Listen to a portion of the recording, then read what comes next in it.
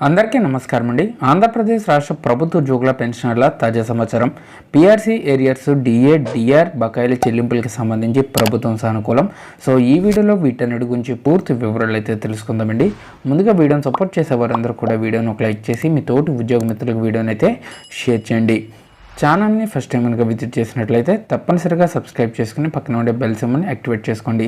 చాలామంది వీడియోస్ చూస్తున్నారు కానీ లైక్ చేయట్లేదండి. లైక్ చేసి మన ఛానల్కి మీ యొక్క సపోర్ట్ అయితే తెలియజేస్తారని ఆశిస్తున్నాం. రాష్ట్రంలోని పెన్షనర్లు ఈ నెల 5న తలపెట్టిన ధర్నా సహా ఇతర ఆందోళన కార్యక్రమాలను వాయిదా వేస్తున్నట్లు ఏపీ ప్రభుత్వ పెన్షనర్ల సంఘం తెలిపింది. శుక్రవారం సీఎం క్యాంపు కార్యాలయం వద్ద సంఘం రాష్ట్ర అధ్యక్షుడు బి వెంకటేశ్వర్లు మీడియాతో మాట్లాడారు.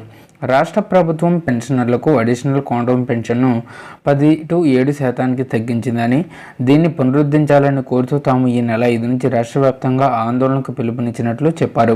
ఈ నేపథ్యంలో శుక్రవారం సీఎం క్యాంపు కార్యాలయంలో సీఎస్ జవహర్ రెడ్డి, రాష్ట్ర ప్రభుత్వ సలహాదారులు, మంత్రుల బృందం కమిటీ సభ్యుడు సజ్జల రామకృష్ణారెడ్డి, ప్రభుత్వ సలహాదారు చంద్రశేఖర్ రెడ్డిలు తమను చర్చలకు పిలిచినట్లు చెప్పారు.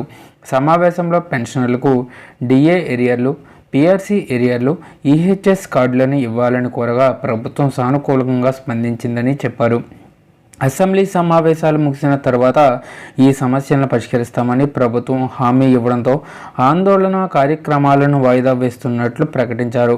ప్రభుత్వం నుంచి సానుకూల నిర్ణయం రాకపోతే మళ్లీ ఉద్యమిస్తామని స్పష్టం చేశారు. ఏపీ ఎన్జీఓ సంఘం రాష్ట్ర అధ్యక్షుడు బండి శ్రీనివాసరావు, రాష్ట్ర ప్రధాన కార్యదర్శి కేవీ శివారెడ్డి తదితరులు పాల్గొన్నారు.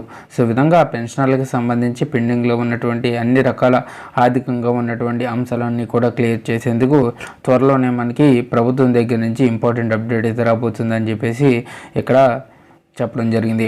సో ఇదండి ఇవాళ ఎంప్లాయ్ సంబంధించి వచ్చిన తాజా updates. For more updates subscribe to our channel. Thank you.